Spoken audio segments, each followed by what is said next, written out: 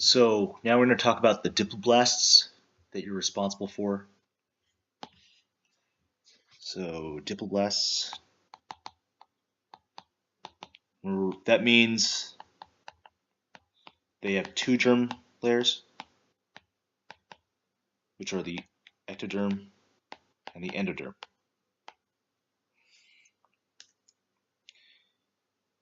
And for both groups that you need to know, so we'll have, it's not a great drawing. Let's take a hydra, for example, right? And then you do a cross section of its stalk. If you look at the inside, you'll have the endoderm. Let me redraw that. You'll have the endoderm, or the ectoderm rather, on the outside, and then you'll have the endoderm, which will draw as a striated tissue.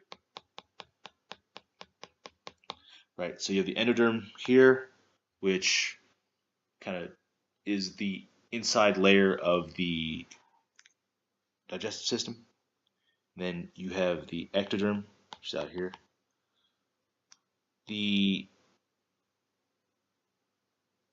part in between the endoderm and the ectoderm in both of these guys is actually full of this jelly-like substance, and it's called the mesoglia. Let me draw a better picture again, maybe more to scale. Sorry, I screwed up the endoderm. So you have the endoderm, this is the gut, and then you have the mesoglia, which I'll draw in red. This is full of jelly-like fluid. And then finally you have the ectoderm, which is the epidermis, the skin. Endo and ecto. And the mesoglia basically acts like a hydrostatic skeleton.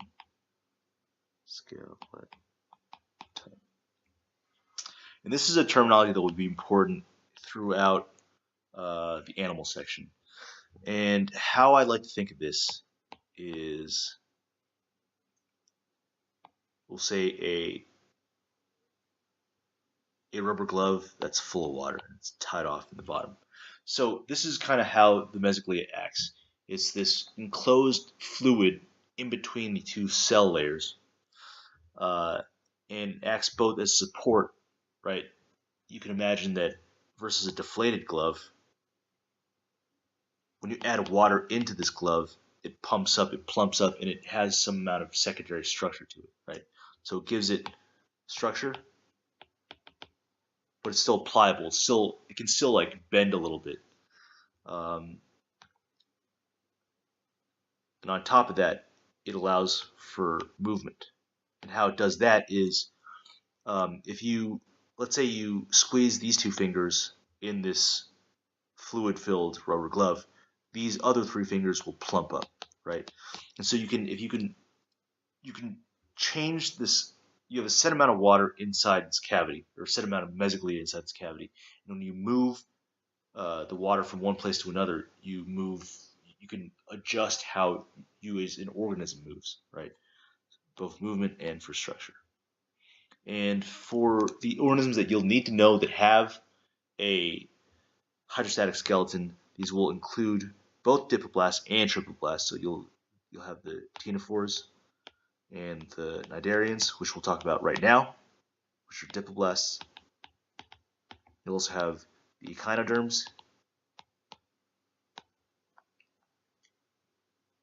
and the worms, or the nematodes, the roundworms, and the annelids, the segmented worms, which are triploblasts. And we'll talk more about those in their separate sections, in their separate videos. Okay? So now we've talked about the hydrostatic skeleton. Specifically in the diploblasts, that's called the mesoglia. In these other guys, they have different structures for their hydrostatic skeletons, so don't worry about that here. Just this is exclusive to the diploblasts, and it's in between the endoderm and the ectoderm. Okay, great. So we got that out of the way. So the two groups of diploblasts that you need to know in the lab are the ctenophores and the cnidarians. Now let's talk about the ctenophores first. They're very, very quick to go over. Let's draw out their structure.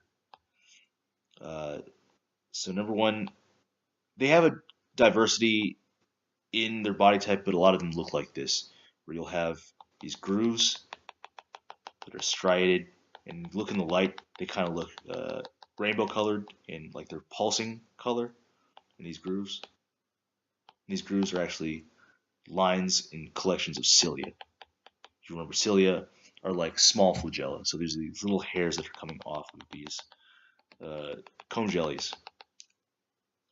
So the common name is comb jelly. Comb jellyfish. And they're called comb jellies because they have these collections of cilia that look like combs. And then you have tentacles that come off the side of the organism. You have a mouth. We'll say the mouth is right here. And an anus. So really, there's only a couple of important things you need to know. Number one, they've got cilia. So their movement, generally speaking, is only through these cilia. So the cilia beat one direction, and these guys will move in that one direction. So they don't really change their shape a whole lot. They will look like jellyfish superficially, but two ways to identify that they are not jellyfish. Number one, they usually have two tentacles exclusively. They have the cilia, and the way they move around in the water with these cilia, they don't really, like you see how the jellyfish pulsate their bell, right? They don't do that, generally speaking. They stay in their exact same shape. They just have these cilia beating around, so they move very slowly and very kind of smoothly, kind of like the ciliates that you have seen in previous labs, but just on a larger scale. The tentacles that they have, two of them, they do not have stinging cells. No stinging cells. Unlike the jellyfish, which they kind of look similar to. No stinging cells. And they have these. So the tentacles are used for food grabbing, but how they grab the food is they're just sticky. Okay, these tentacles are very, very sticky. They collect the food and they bring it to the mouth. It's that simple. With those things in mind, two tentacles, the combs, these striations on the side, these grooves that have the combs in them, you should be able to tell the difference between these guys and jellyfish. Also in the way they swim. But because I don't think we had jellyfish in our lab at all, you will never have to know that differentiation. I guess that's just for your own benefit then. One last thing to note is at the anus, there's this little clump of tissue, and inside that clump are, if you take a cross section of it, it'll look like this. You have these cells with little hairs on them, then you'll have a rock. I think it's calcified, I'm not exactly sure, but there's a rock inside all these, inside this enclosure that's lined with hair cells. And what this is, this whole structure is called the statocyst. And it acts as kind of like, very similar to our inner ear, where you'll have this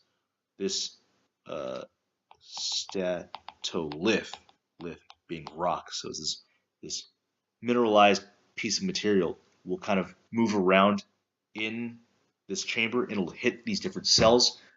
It'll trigger the hairs, and depending on where the hair is located, the ctenophore can tell whether or not it's going downwards or upwards or at an angle. It'll move based on how this rock is kind of being thrown around by gravity inside of this staticist.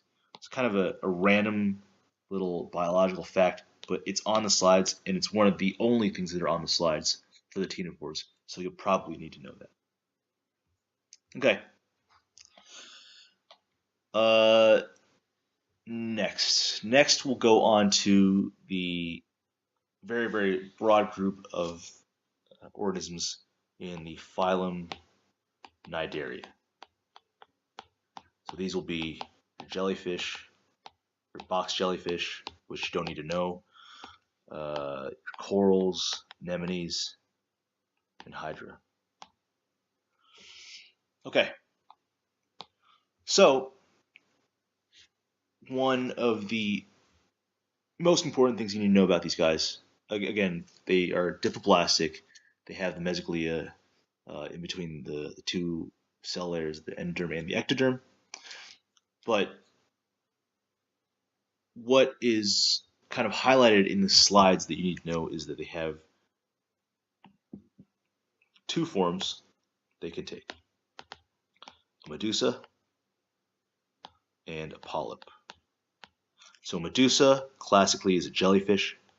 They are floating around and they look like jellyfish. Okay, that's as good of a explanation as I can give you.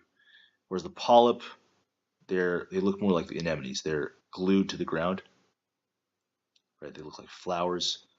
And these are the tentacles. And these are the tentacles. So you kind of think of it like a polyp is an inverted medusa, where the head of the medusa right here is glued to the ground, whereas the medusa is an inverted polyp, and it kind of moves around in the ocean or moves around in the water, and often will swim through pulsing movements of the bell here. Okay. So we'll get back to that a little bit later in terms of life cycle, but just know that there's two forms, the medusa and the polyp. These are names that are going to be important. Okay. Another thing to know about them, they have this gastrovascular cavity. So unlike the ctenophores, which the jellyfish kind of look like, ctenophores will have a true anus and a mouth. So they have a tube that food goes in and then gets digested and the waste gets thrown outwards from the anus. If you take a cross section of a coral, for example, they just have one chamber. This one chamber collects the food, it gets digested, and waste comes back out. So this is called gastrovascular cavity. Gastrovascular cavity. Let's see. They also have a very rudimentary nervous system.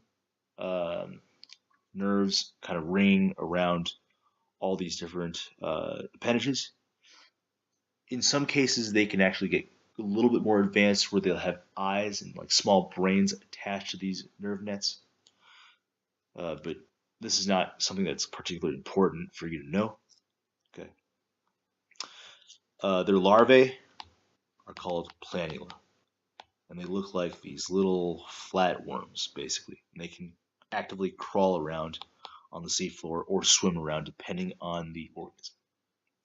And finally, very, very important, they have stinging cells called cnidocytes.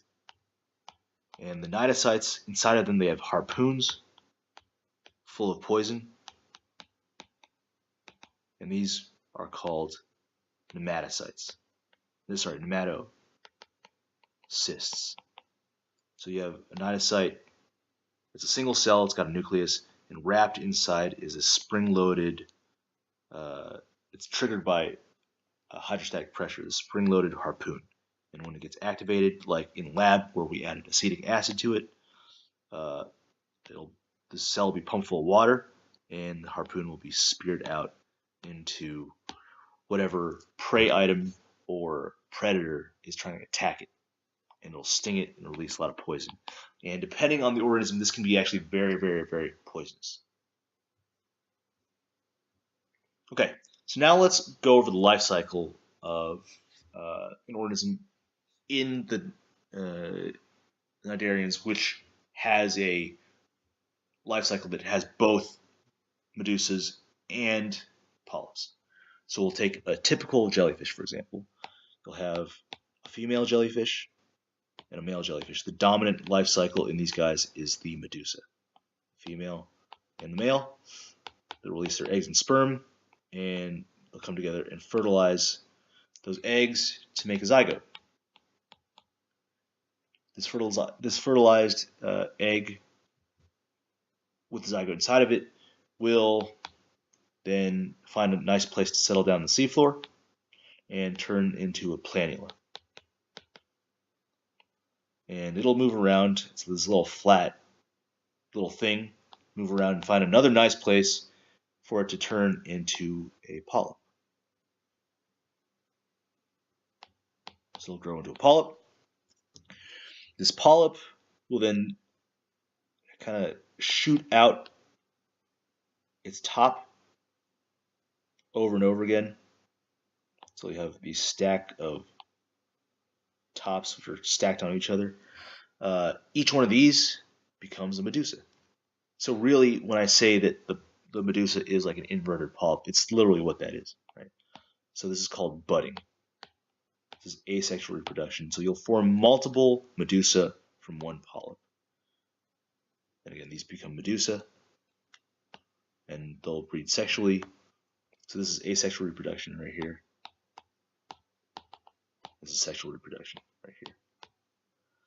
And this is the example of the jellyfish that has both a medusa phase.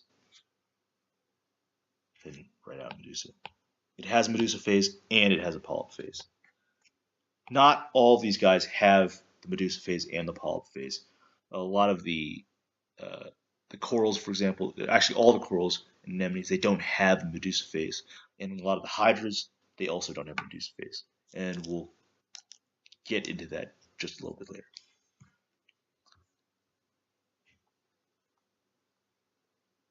Just remember, I think things to remember, planula, right? The crawling thing that comes out of the fertilized egg once the egg hatches, which then directly turns into a polyp. So this is almost plant-like in this kind of, not a real alternation of generations, but this like life cycle where you have two different stages and two different forms. Okay, that makes sense? So now let's actually move on to the different classes that you are responsible for. Number one, the hydras, the hydrozoa. And remember, in this case, the classes were given to you in scientific form notation. So you will need to be responsible for the actual, not just the common name of the class, but the scientific name of the class itself.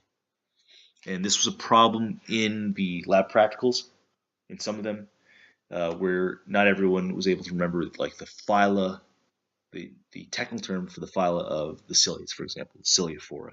So these, just make sure you know the scientific name as well as the common name of the organisms, the hydras. Next, you have the scyphozoans, which are the jellyfish, and these medusa-dominated cnidarians. And then finally, you have the anthozoans,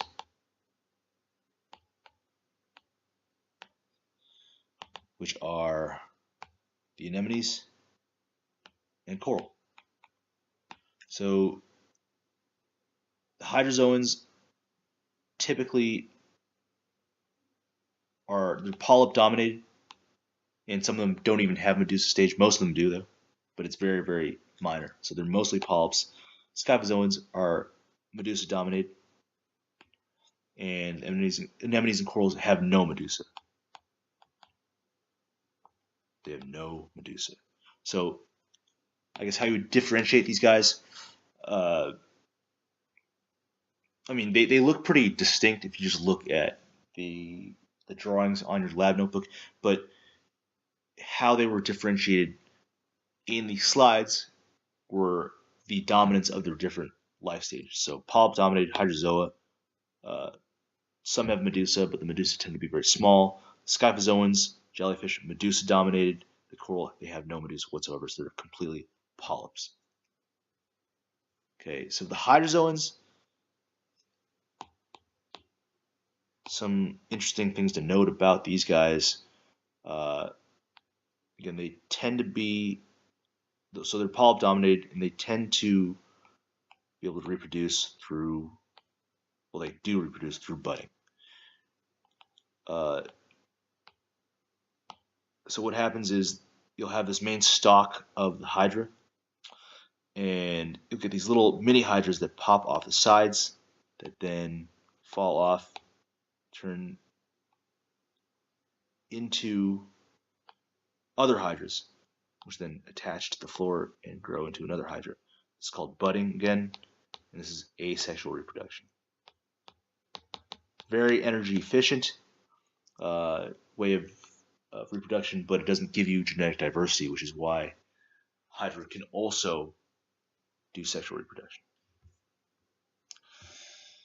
So the hydra segment right here is just a couple of small interesting facts. We'll do another small interesting fact on the corals, where in a lot of these colorful, shallow reef building corals, in these clear waters, the waters are clear because they're nutrient deficient. And so these corals rely on a symbiotic, mutualistic. Again, this is a problem that a lot of people got wrong on the test because they put symbiotic, but that's not detailed enough. Mutualistic refers to a mutual benefit of these two symbiotic partners, right? So this mutualistic relationship between the coral and these things called zooxanthellae, which are dinoflagellate algae, which are photosynthetic,